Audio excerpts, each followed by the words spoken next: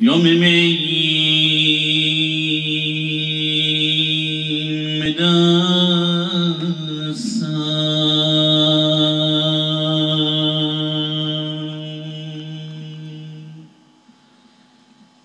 در برون به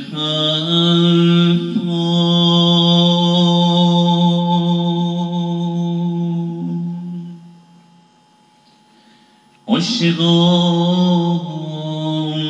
دامم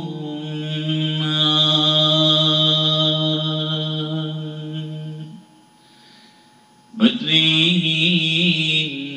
میگن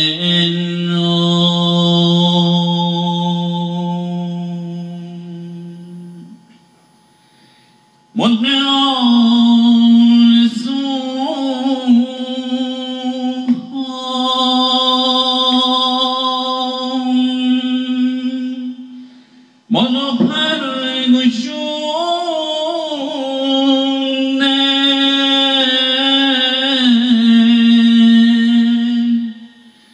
با امید فردا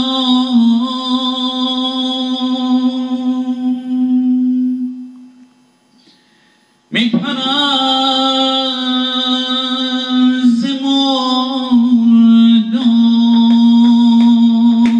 کوزه ها شکسته راه چشم بسته چشمه ها به فکر قطره‌ای نشسته شب رسیده عطرها با نماز دیرین ساز دلخوشی ها مرده در اسیری کوزه‌ای به دستم تا گلو پر از عاشقان دانم قدر این می نو کوزه ها شکسته راه چشم بسته چشمه ها به فکر قطری نشسته قله های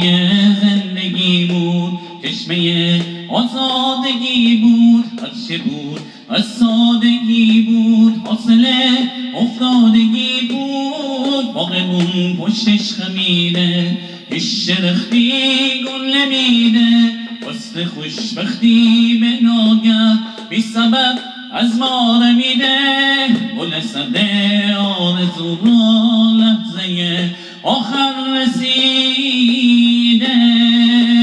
کوزه‌ای به دستم آگلو پر از